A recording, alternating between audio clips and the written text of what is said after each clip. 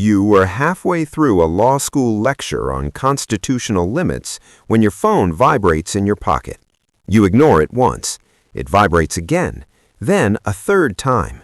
The professor pauses mid-sentence, irritated at the disruption, and you step into the hallway to silence it. The number isn't saved, but you recognize the area code. It's the Federal Building downtown. You answer. A man you interned for the previous summer speaks calmly. He tells you there's been an incident. A joint terrorism task force operation went wrong. A suspect is in custody. The evidence linking him to a planned bombing is circumstantial, digital, fragile. They believe he knows where a secondary device is staged. They don't have time for a warrant fight or a procedural mistake. They need someone who understands the law and understands pressure. You tell him you're a second-year law student. He tells you that's exactly why you're useful. You hang up, walk back into the lecture hall, and gather your bag. The professor asks where you're going. You tell him you have an emergency. He nods absently. He doesn't know how correct that is. At the Federal Building, they escort you past metal detectors without checking your ID. That's the first signal this isn't routine. In a windowless room downstairs, a man sits cuffed to a table. Early 30s, no visible injuries, no visible panic. 2 agents brief you quickly. The suspect rented a storage unit under a fake name. He bought fertilizer, timers, wiring. They raided too early. They found nothing assembled. They think there's a second location. They don't have probable cause to tear apart half the city. You ask what they've tried. They say he wants a lawyer. You look at the clock. If there is a device, it could already be counting down. You step into the room alone. You don't threaten him. You don't shout. You sit across from him and tell him you're not his enemy. You tell him that if there is a second device and it detonates, it won't be the government that pays first. It will be commuters, hospital staff, children. You don't promise him leniency. You don't promise him anything you can't control. You outline the charges he already faces and the ones that could multiply if someone dies. You describe how prosecutors stack counts. You describe mandatory minimums. You describe the difference between conspiracy and mass casualty murder. He studies you. You study him. You realize something in that hour. You're not there to extract a confession. You're there to narrow his future options until the only rational path is cooperation. You're building a corridor of inevitability. You ask one question over and over in different forms. Where is the second location? He holds for 40 minutes. Then he asks what happens if he talks. You tell him the truth. You can't guarantee freedom. You can guarantee that silence will make everything worse. He gives you an address, a storage facility near the river. They find the components there, not assembled, not yet. No explosion, no headlines, no official record of what you said in that room beyond suspect cooperated. 2 weeks later, the man from the phone call invites you to coffee. He tells you that what you did was clean. No raised voices, no marks, no violations that a defense attorney could weaponize. He tells you there are people who break suspects. He says that creates evidence, bruises, audio recordings, angry juries, appeals. He says what you did leaves nothing behind but words the suspect chose to speak. He asks if you'd consider a position after graduation. You ask what kind. He says the kind where there's no evidence of how the evidence was obtained. You accept before you fully understand what that means. Training begins before you have a diploma in hand. They don't teach you how to hit. They teach you how to listen. They show you case studies of interrogations that collapsed because an officer lost patience. They show you multi-million-dollar lawsuits triggered by a single shove caught on a hallway camera. They teach you how to map a person's incentives within minutes. Debt, family, ideology, ego, fear, shame. You learn the rule that governs everything. The suspect must choose to speak. If you force the choice, you create a crack. Cracks let light in. Light exposes method. Method becomes evidence. Evidence becomes leverage against you. Your first official assignment after passing the bar is a mid-level arms trafficker picked up at an airport. He's careful. He uses cutouts and encrypted messaging. They can tie him to shipments, but not to the financiers behind them. Your job isn't to charge him, it's to find the names above him. You spend 6 hours with him over 2 days. You never raise your voice. You never threaten his family. You do something worse. You demonstrate how replaceable he is. You show him redacted summaries of intercepted communications, suggesting his partners are already planning to blame him for a missing shipment. You let him imagine prison while they restructure the network without him. You ask him whether he wants to be the fall guy or the man who cooperates early and shapes the narrative. He asks what cooperation looks like. You outline a proffer agreement, limited use immunity for certain statements, no guarantees on sentencing, but a recommendation if his information leads to seizures. He gives you 3 names. Within 6 months, those names lead to 12 arrests across 2 countries. In court, the defense tries to argue coercion. They subpoena the interrogation recording. It shows 2 men at a table speaking calmly. It shows you offering water. It shows you reading rights carefully. It shows him nodding before he speaks. There are no bruises, no threats, no slurs. The judge allows the statements. Convictions follow. You start to understand the power of absence, the absence of marks, the absence of anger, the absence of anything a jury can recoil from. Years pass. Your cases grow more complex. You move from traffickers to financiers, from financiers to political intermediaries, from intermediaries to intelligence assets who got caught playing both sides. Each new level raises the stakes. A bad interrogation at this level doesn't just lose a case, it triggers diplomatic incidents. It compromises sources. It exposes methods built over decades. You refine your approach. You walk into rooms knowing the suspect has been awake for 30 hours, but you don't comment on it. You know their spouse has been interviewed. You don't mention it directly. Instead, you ask how their family would describe them. You let them talk about being a good parent, a loyal partner. Then you hold up the evidence of their actions and ask whether those 2 identities can coexist. You learn that guilt is more durable than fear. Fear makes people shut down. Guilt makes them justify. Justification leads to explanation. Explanation leads to detail. Detail leads to evidence. You also learn the cost. You sit across from a young woman accused of couriering encrypted drives for a foreign intelligence service. She insists she didn't know what was on them. You believe her. The evidence suggests she's telling the truth about her ignorance, but not about her contact. She's protecting someone. You could press harder. You could imply that her younger brother's student visa might be reviewed. It would be legal to mention. It would be effective. You don't. Instead, you shift strategy. You focus on the contact. You describe how intelligence services burn assets when they become liabilities. You show her case studies of abandoned couriers. You tell her that silence won't protect the person she's shielding. It will simply make her the only one facing consequences. She breaks after 8 hours, quietly, without tears. She gives you the name. Later, alone in your office, you question whether you manipulated her into betraying someone who might have coerced her. You justify it by reviewing the downstream effects. The arrest prevents classified material from leaving the country. You tell yourself that outcomes matter. But the justifications accumulate, each one small, each one necessary. By your 10th year, you are no longer just an interrogator. You are consulted on strategy before suspects are even arrested. Agents ask you how to stage entries to maximize psychological impact without crossing lines. You tell them to keep it professional, no shouting, no unnecessary force. You advise on timing. Early morning arrests disorient, but also risk claims of duress. Midday arrests with proper warrants look cleaner. You are careful about optics. Optics become reality in court.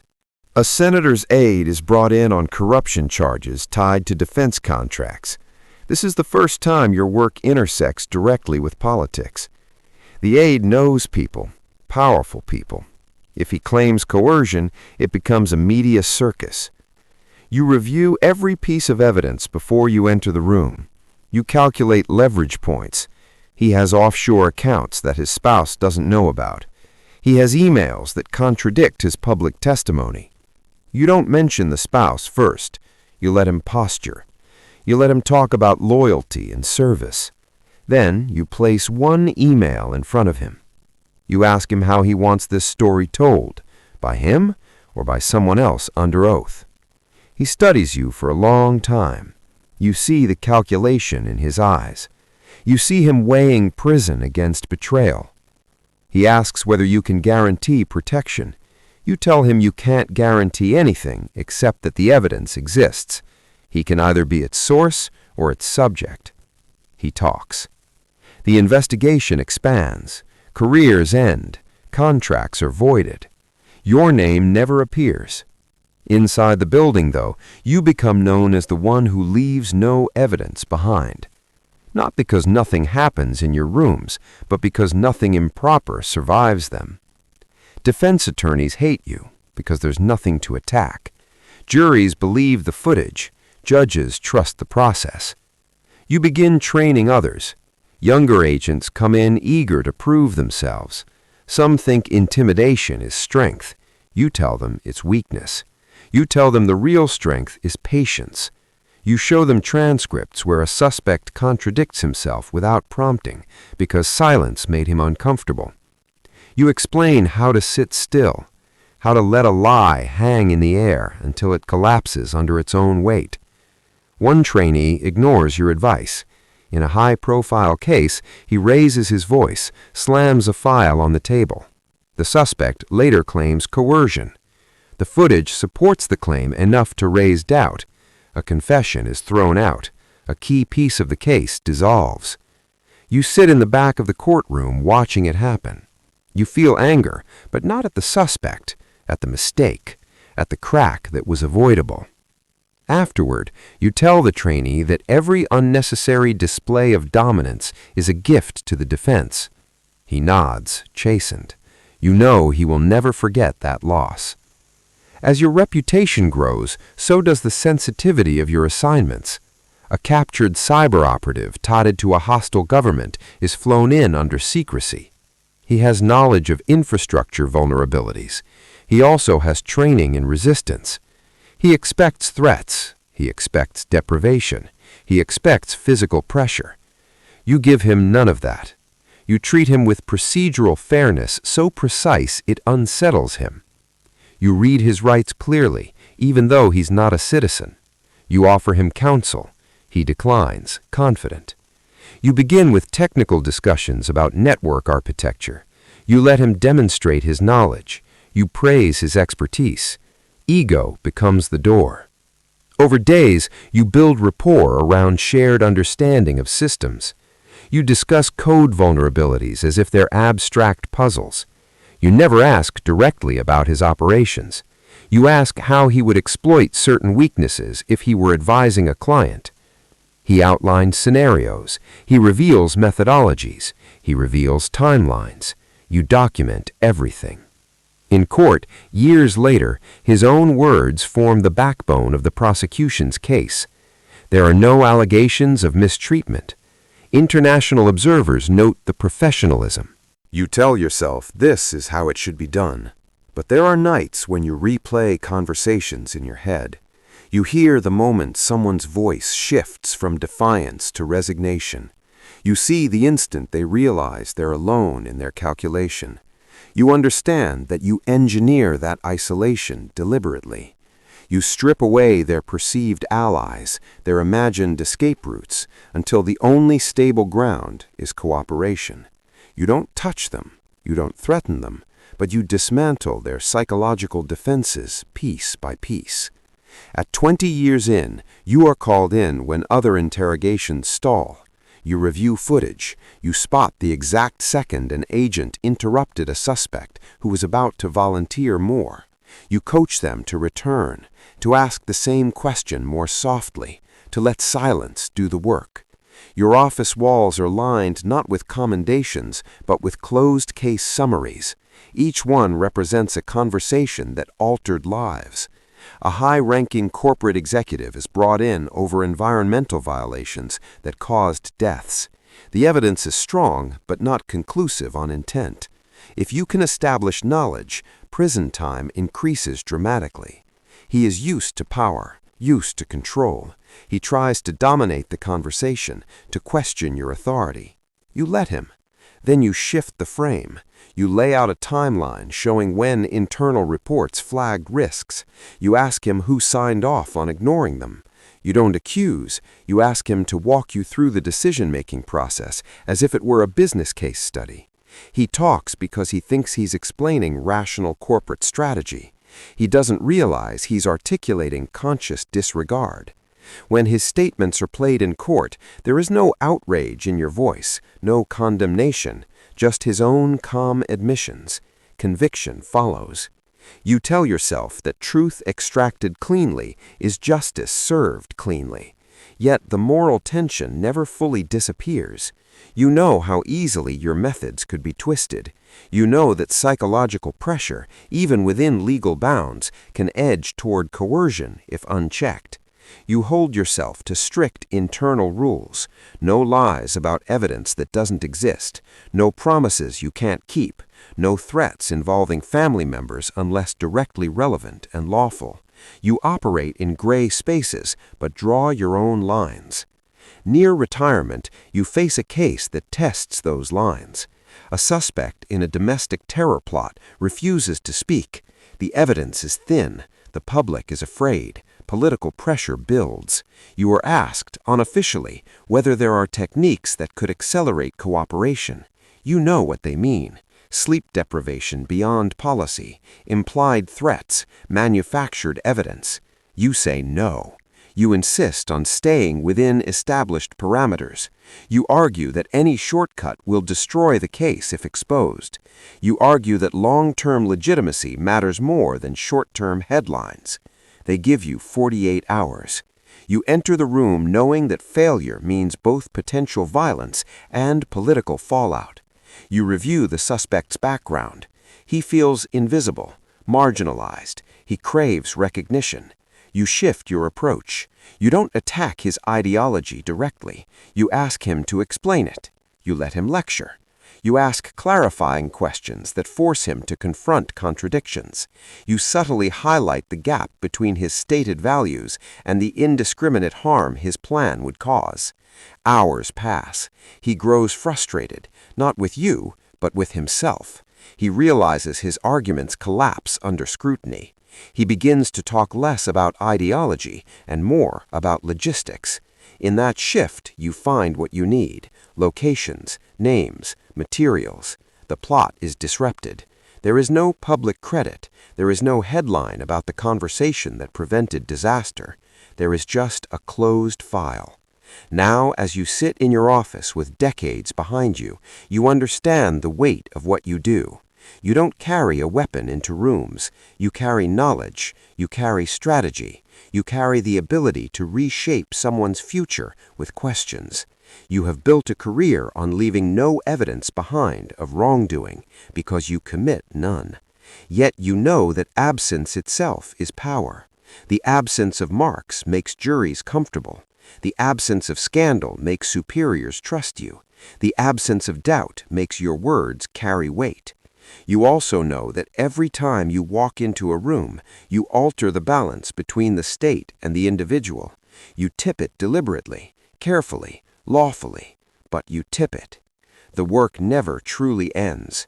There are always new suspects, new threats, new political climates that test boundaries.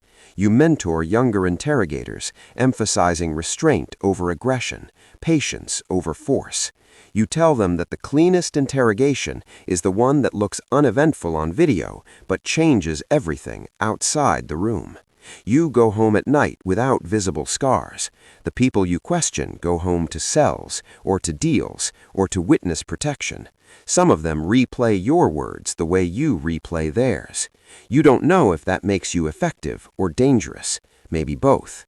What you do know is that in a world where evidence can be corrupted, challenged, or thrown out, the most powerful tool is a conversation that leaves nothing behind but the truth the suspect chose to give. Tomorrow there will be another call, another room, another person convinced they can outlast you. You will sit down, you will read their rights, you will ask your first question, and when they finally speak, it will be their voice on the record, not yours.